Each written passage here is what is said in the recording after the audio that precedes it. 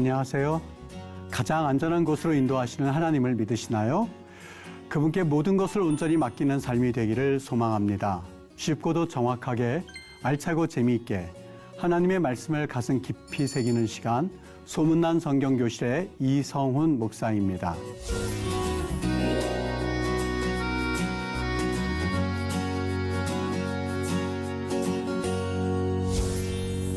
지난 시간에 나눈 내용을 기억하시나요? 우리는 사명의 완성이라고 하는 제목으로 여호수아의 말씀을 같이 한번 나눠보았습니다. 오늘 여러분과 나눌 이야기는 권리 포기라고 하는 제목을 가지고 이스라엘 12지파의 상관관계를 통해서 우리 여호수아의 말씀을 살피도록 하겠습니다.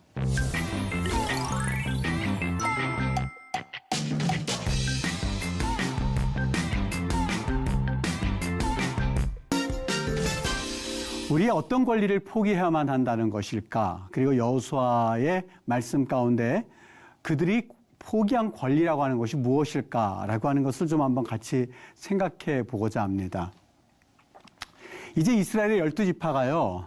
여기 요단강을 중심으로 해서 므낫세 2분의 1지파, 갓지파, 르우벤 지파가 요단, 여기가 동편 땅이죠.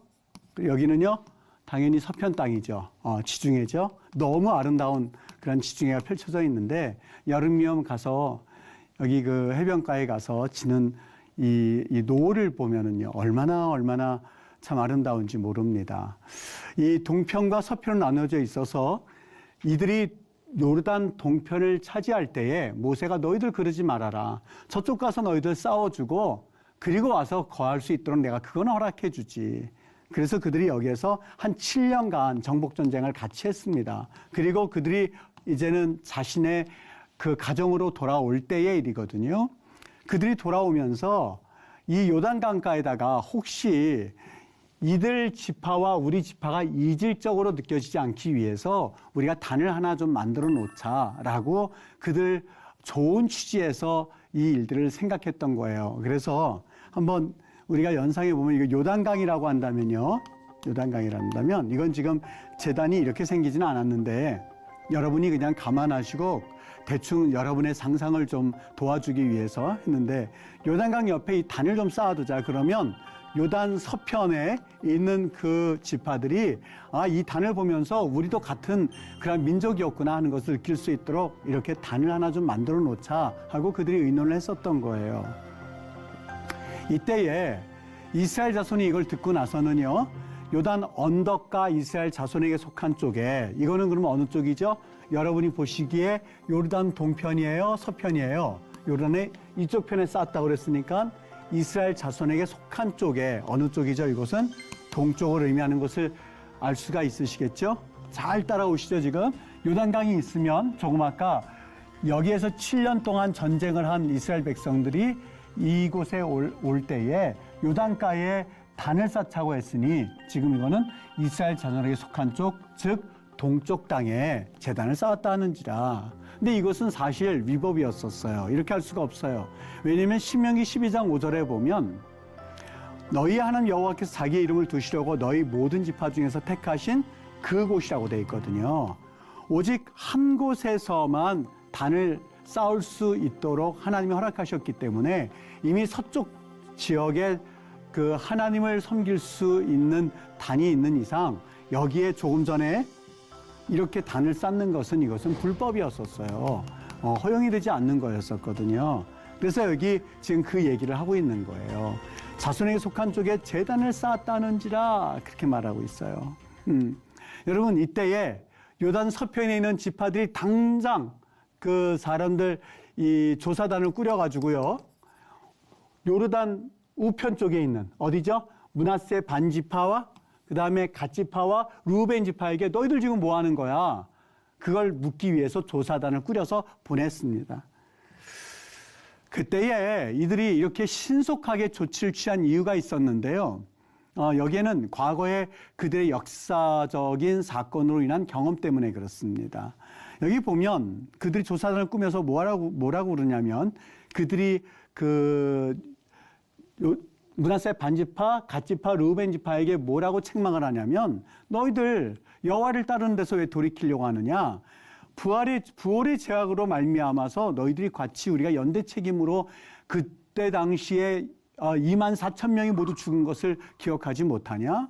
너희가 그것이 어떻게 작은 죄라고 생각해서 여기에 똑같이 지금 이런 죄를 지으려고 하느냐? 이 소리였었어요. 지금 그거를 책망하고 있는 거예요.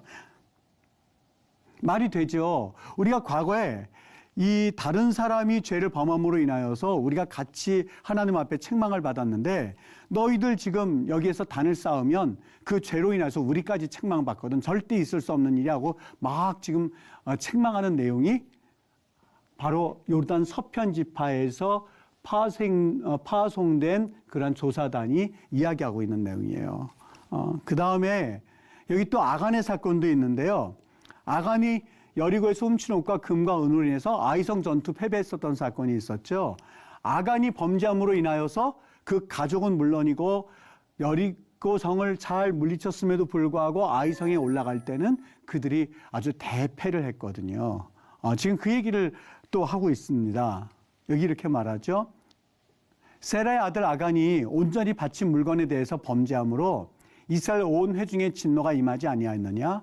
그의 죄악으로 멸망한 자가 그 한 사람이 아니었고 우리 모두 다 그렇게 고통을 당했는데 너희들 왜 이런 죄를 지으려고 하냐? 라고 하면서 그들이 두 가지 정책을 써요. 하나는 이렇게 책망도 하지만 그 다음에 회유를 하고 그것이 안 되면 이들과 전쟁도 불사할 만한 그러한 그 마음을 가지고 오늘 요단 서편에 있는 지파들이 요단 두 지파 반, 2분의 1 지파와 갓지파와 르우벤 지파를 방문했었던 거예요. 그런데요, 여러분 그 7 지파가 하는 말들 가운데 여러분이 또 그리고 제가 읽을 때에 이 마음을 울리는 그러한 조건을 제시하는 것이 하나 있습니다. 오늘 그걸 좀 잠깐 보려고 하는데요. 이렇게 돼 있어요. 너희의 소유지가 만일 깨끗하지 아니하거든. 여기 탐임이란 말을 쓰는데요. 탐임, 이거는 종교적으로 거룩하지 않다면 이 뜻이에요. 거기가 우상 숭배하고 하나님 섬길 수 있는 그러한 장소 여건이 되지 않으면 얼른 떠나라. 그리고 뭐라고 그래요? 여호와의 성막이 있는 여호와의 소유지로 건너와 우리 중에서 소유지를 나누어 가질 것이나. 이 뜻이 뭐예요? 너희들 우리 쪽으로 건너와. 우리가 지금 이 요르단 서편 지역에 서편 지역에 지금 지파들이 많이 있는데 이 지파들의 우리가 땅을 차지했지만 이거 줄 테니까 건너와 하는 이야기를 그들이 두 지파 반에게 이야기하고 있는 내용이에요. 오직 다른 여호와의 제단 외에 다른 제단을 쌓아서 하나님을 거역하지 말고 우리에게도 거역하지 말고 너희들 우리 의견을 따라. 그렇게 하면 우리가 용서해 줄게 뭐 이렇게 말을 했겠죠. 여기 이 말씀을 다시 한번 좀 살펴봤으면 좋겠는데 여러분 이렇게 돼 있어요. 소유지가 만일 깨끗하지 않은 너희를 터나쁘면 꿈자리 뒤숭숭하고 하나님을 섬길 수 있는 장소가 아니라면 소유지로 건너와서 우리 중에서 소유지를 나누어 가질 것이니라. 이 말을 히브리 말로는 한 단어로 돼 있어요. 해 아하주 이렇게 돼 있습니다. 해 아하주인데 이거는 아하즈가 원래 어근이에요. 원래 히브리어는 세 개가 어근이라고 그랬죠. 이 아하즈가 어근으로 되어 있는데요. 이 어근 아하즈라고 하는 이 말이 어떤 말이냐면요. 일반적으로 손에 쥐다 이 뜻입니다. 손에 쥐다. 그리고 원래 가장 기본적인 의미는 왕권을 쥐다 할 때 이것을 가져요. 여러분 왕권을 쥐면은 내가 비록 소유를 가지고 있지 않더라도 그 모든 내 나라와 땅에 속한 모든 것들이 다 내 것이지 않습니까? 그러니까 이 아하즈란 말은 소유 그리고 내가 가짐 그리고 어떤 심지어는 탐욕이란 말도 포함되어 있는 말이기도 해요. 여러분 잘 한번 보세요. 사무엘하 6장 6절에 보면 그 나곤의 타작 마당에서 우사가 그 법궤를 수레에다 싣고 예루살렘으로 올라갈 때에 그때 덜컹하는 바람에 그 법궤가 넘어지려고 했었죠. 그때에 얼른 그것을 잡았었던 모양입니다. 그런데 우사가 죽어요. 왜 그가 죽었을까? 여러분, 물론 성경에서는 그걸 설명하고 있지는 않아요. 그런데 여기 뭐라고 돼 있냐면, 그가 웃사가 손을 들어서 하나님의 궤를 붙들었다 할 때에 이 붙들다란 말이 아하즈라고 돼 있습니다.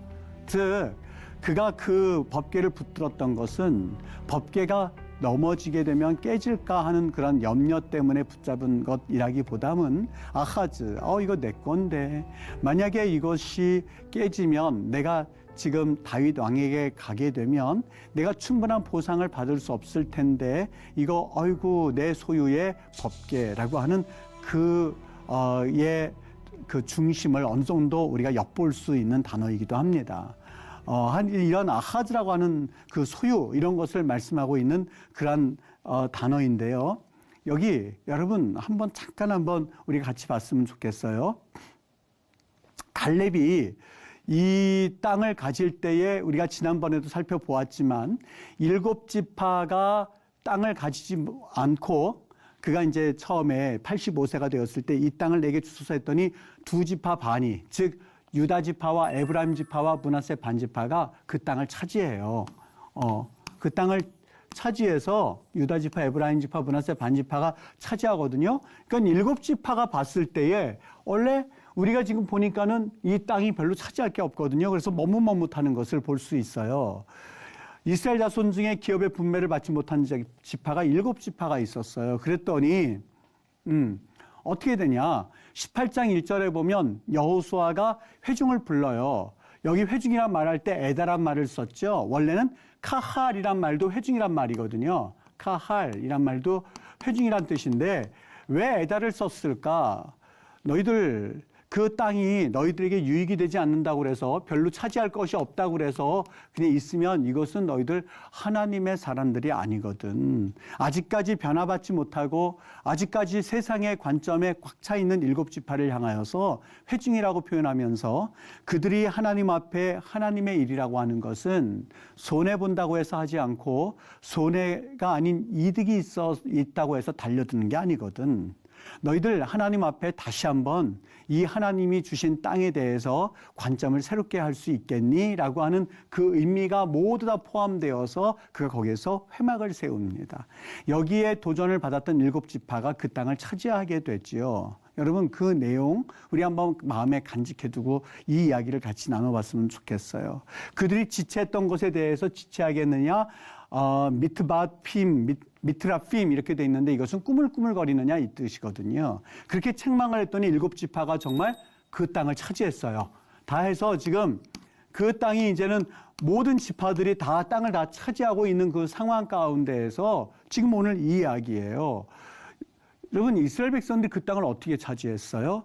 내가 비록 에너지를 100% 써서 100% 땅을 차지할 수는 없고 100%의 에너지를 써서 그 조그만 땅을 얻기 위해서 그렇게 그 땅을 차지하게 되었다면 여러분 그들의 이 소유에 대한 그 마음은 그 어느 누구도 상상할 수 없을 만큼 강했을 거예요. 그런데 여러분 아십니까? 눈에 보이는 땅에 대한 정복은 눈에 보이지 않는 소유와 권리를 포기할 때 비로소 완성된다는 것. 이것이 무슨 얘기일까? 조금 아까 여러분 여기 잠깐 한번 보시죠. 정말 아하즈란 말을 썼는데 이 단어가 굉장히 어려워요. 지금 아하즈가 있긴 한데 해자가 붙어 있고 앞에 레가 다 빠져가지고 이거는 명령형이에요. 명령형. 이건 누구에게 명령을 해야 돼요? 이거는 명령을 할 때는 상대방의 명령을 해야 되는데 이걸 명령하는 사람이 자기 자신이에요. 그리고 뭐라고 그러냐? 자기 자신에게 대해서 명령하는 거예요.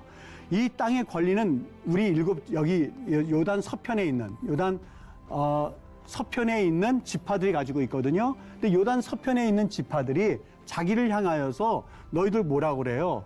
소유지를 나누어 가질지니라 라고 선포함으로써 사실 이야기는 뭐냐면 내가 나에게 명령함으로써 그 누구도 이것을 바꿀 수 없는 아주 강력한 명령이거든요. 그리고 수동태로 돼 있어요. 즉 이것은 하나님에 의하여서라고 하는 그 마음도 담겨져 있고 그리고 이것은 나에게 명령을 하고 있고 아주 복잡 미묘한 단어를 통해서 지금 이야기를 하고 있는 거예요. 우리 중에서 소유지를 나누어 가질 것이니라 라고 말입니다. 소유지를 나누어 가질 것이냐 이건 수동태도 돼 있고 수동태요. 그 다음에 명령형도 돼 있고요. 명령형도 있고 이거는 원래는 2인칭이 돼 있는데 듣는 사람이 나예요. 그러니 여러분 이 얘기는 쉽게 말하면 소유지 포기하겠다는 뜻이에요. 그 소유지를 어떻게 해서 얻은 건데요. 그들이 여호수아에게 그런 도전을 받으면서 내가 에너지 100% 써서 겨우겨우 내가 얻은 땅이거든요. 내가 다른 데서 에너지를 썼다면 겨우 이 땅만 얻었겠습니까? 다른 땅도 많이 얻었을 거예요. 그런데 그것이 하나님의 땅이니까 하나님께서 우리에게 주셨다고 믿으니까 내가 100% 에너지를 써서 그 땅을 소유하고 있었던 거예요. 그런데 그 땅에 대해서 자신들이 뭐라고 그래요? 너희들이 하나님 앞에서 우상 숭배하지 않고 다시 돌아온다면 우리가 그렇게 얻은 땅이라고 한다 할지라도 우리는 그것을 내놓겠다. 우리의 권리가 그 땅에 있고 하나님께서 당당하게 우리에게 그 권리를 가지라고 말씀하셨지만 나 권리 포기하겠다라고 하는 의미가 담겨져 있었던 거죠. 여러분 여기 그들이 눈에 보이는 땅은 정복했어요. 지파들이 그 눈에 보이는 땅은 다 정복을 했지만 여기에서 우리가 알 수 있는 사실이 있다면 너희들이 우상을 숭배하면 이 땅에 오면 우리가 땅을 주겠다라고 포기함으로써 사실 진정으로 눈에 보이지 않는 그 소유와 권리를 포기했을 때에 하나님 나라는 완성이 돼가고 있는 것을 우리가 볼 수가 있겠죠. 제가 알고 있는 어떤 선교사님의 간증이에요. 그분은 그 선교사님의 어떤 그 선교 집회에 따라갔다가 선교사님이 된 분인데요. 친구하고 같이 말씀을 듣고 있다가 너무 졸립더래요. 그래서 주무셨대요. 주무셨는데 막 소리 지르고 옆에서 막 일어나서 막 그러니까 자기도 자다 말고 벌떡 일어났대요. 나중에 알고 보니까 그게 선교사 헌신자들을 그 다짐시키는 그런 시간이었는데 한 분은 서서 그렇게 기도했던 분은 지금은 선교사님으로 살지 않고 그냥 일반 평범한 직장인이고 이분은 선교사님으로 살고 있어요. 왜 선교사님으로 작정하시게 되셨습니까? 그러니까 그 얘기를 들려주시면서 하나님 앞에 내가 서원한 것에 대해서는 내가 지켜야겠다고 하는 그러한 그 마음 때문에 이 선교 사역을 감당한다고 하시는데 얼마나 귀하게 감당하시는지 모릅니다. 여러분 그분이 제게 들려주셨던 얘기인데 우리에게 무슨 권리가 있겠습니까? 하나님께서 나에게 이끄시는 대로 내가 가는 것이지요 라고 하는데 참 마음에 감동이 왔었던 적이 있습니다. 여러분 그 이스라엘 백성들이 그 땅의 소유주를 나누어 가질 것이니라 라고 하는 그 이야기가 왜 이렇게 감동이 되었을까? 그것은 자신들의 땅에 대한 분명한 주권과 권리가 있음에도 불구하고 하나님의 신앙에서 벗어나고자 하는 그 두 지파 반에 대해서 물론 그 오해가 나중에는 풀려요. 그게 아니고 그들과 똑같은 그러한 그 족속이라고 하는 것을 증명하기 위해서 했습니다 라고 함으로써 오해는 풀리지만 하여간 그 이야기를 듣기 전에 그들이 하나님 앞에 우상 숭배하는 그 모습이 안타까운 나머지 자기의 권리를 다 포기할 테니 하나님을 따르십시오라고 간청하는 그들의 모습에서 참 하나님 앞에 산다는 것이 무엇인지 믿음으로 산다는 것이 무엇인지를 가르쳐주는 말씀이어서 감동이 되었던 것 같아요. 여러분 권리 포기한다라고 하는 것은 단순히 하나님이 살아계십니다 라고 하는 입술의 고백만을 의미하지는 않습니다. 우리 주를 시인함으로써 우리가 주를 그리스도라고 시인함으로써 우리가 구원을 얻는다라고 하고 말씀하고 있지요. 여기에서 시인이라고 하는 그 말의 의미가 단순히 우리가 입으로만 마치 그렇게 하지는 않겠지만 그냥 아무런 의미 없이 나 믿습니다. 나 주를 고백합니다. 라고 하는 그것을 가지고 구원받는다고 여러분 혹시 생각하지는 않으십니까? 여기서 말하는 시인, 주라 시인하면 이라고 하는 그 시인이라는 말은 바로 삶의 고백까지 우리에게 요구하고 있는 단어라는 것을 여러분 혹시 한번 생각해 보신 적이 있으신지요? 단순히 하나님이 살아계시다라고 하는 그 고백, 그것을 가지고 우리가 권리를 포기한다라고 하는 것이 아니라 정말 하나님 앞에서 권리를 포기함으로써 하나님을 내 삶에서 살아계신 분으로 인정하는 그 삶, 그것이야말로 내 권리를 포기하는 삶이고 그때야 비로소 우리 하나님이 우리에게 요구하시는 믿음의 삶이 아닐까요? 여러분 여기 밭에 감추인 보화 이야기를 잘 아실 겁니다. 어느 날 농부가 막 밭을 갈다가 여기에 보화를 발견한 거예요. 너무너무 엄청난 보화예요. 근데 이 보화를 캐내질 않고요. 왜요? 자기 게 아니니까는요. 그래서 그걸 땅속에 담아둡니다. 다 다시 집어넣습니다. 집에 갔어요. 집을 팔자고 집문서를 가져오니까 가족들이 막 말려요. 무슨 짓이냐고. 근데 우리가 이 집에 대한 권리를 다 포기할 만큼 그가 그 권리를 포기하고 팔아버렸어요. 그 권리 포기죠. 어떻게 보면 땅 문서 넘긴 거죠. 돈을 가지고 와서는 그것을 산 거예요. 밭에 그 보화를, 그 밭을 산 거예요. 이제는 보화가 누구게 되겠습니까? 나의 것이 되죠. 여러분, 하나님께서 우리에게 권리를 포기하라고 했을 때에 그 권리의 포기의 의미는 무엇일까? 권리를 포기한다는 것이 무슨 말씀일까?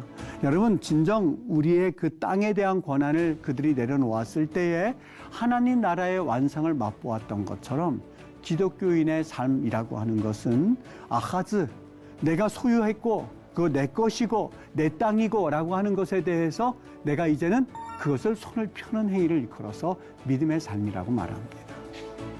여기 누가복음 14장은 우리에게 권리 포기란 말을 사용하진 않지만 이런 방법으로 우리에게 그 이야기를 다시 한번 들려주시죠. 무릇 내게 오는 자는 어떻게 하면 올 수가 있느냐? 그것은 부모와 처자와 형제와 자매와 더욱이 자기 목숨까지 미워하지 아니하면, 여러분, 이 미워한다는 말이 이분들에 대한 모든 것을 다 포기하지 아니하면 이 뜻으로 들리지 않습니까? 그게 제자가 되는 길이라고 하는 거예요. 베드로와 안드레, 그들에게는 모든 권한이 있었어요. 그런데 그것을 포기하고 나서 예수님을 줬습니다.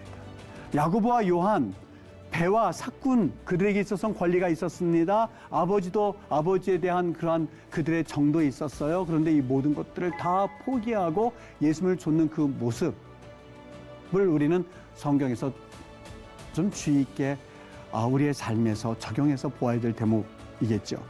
창세기 12장에 보면 이 권리 포기에 대한 이야기는 참으로 많이 있습니다. 창세기 12장 1절에 보면 여호와께서 아브라함에게 이르시되 너는 너의 고향과 친척과 아버지의 집을 떠나서 포기하고 내가 내게 보여줄 땅으로 가라 라고 말씀하셨습니다. 여러분, 여기에서 말하는 고향과 친척과 아버지의 집은 무엇일까? 이것은 내게 있는 모든 권리입니다. 이 권리를 내려놓고 그리고 하나님의 말씀을 향하여서 걸어가고 있는 이 아브라함의 모습에 대해서 빌립보서 2장 6절에서 8절은 왜 그가 그렇게 삶을 살 수밖에 없었는가에 대한 아주 우리에게 원론적인 그리고 가장 기본적인 이 삶의 모습을 보여주셨던 예수님의 그 이야기를 들지 않을 수 없겠죠. 그는 이렇게 말합니다. 그는, 예수 그리스도는 원래는 하나님의 본체셨어요. 그 본체셨지만 이거를 다 포기하세요. 어떤 권리가 있었느냐? 하나님과 동등하셨어요. 하나님과 동등하셨어요. 그는 하나님이세요. 하나님과 동등되시고 하나님이셨어요. 그런데 그거를 포기하셨어요. 어떻게 해요? 취할 것으로 여기지 아니하시고 포기하시고 자기를 비워서 종의 형체를 가지사 사람들과 같이 되셨고 사람의 모양으로 나타나사 자기를 낮추시고 심지어는 죽기까지 복종하는 자기의 생명을 포기하고 대신 우리를 얻고자 하시기 위한 십자가의 죽음까지 가셨던 예수님의 그 권리 포기. 여러분, 이것이 바로 우리에게 주셨던 그 예수님의 권리 포기를 통한 그 구속사의 역사라고 볼 수가 있겠죠. 그래서 결국에는 우리의 믿음의 완성은, 우리의 믿음의 종착역은 어떻게 되는 걸까? 내 그 권리를 포기하고 나면, 그리고 내 그 권리를 내려놓고 나면 그때서는 이제 또 하나의 새로운 보화가 발견하게 되는데 그 보화가 뭘까? 이제는 내가 사는 것 아니에요. 왜요? 내 권리가 다 포기되어졌기 때문에. 내가 사는 것 아니요, 내 안에 그리스도께서 사시는 것이라.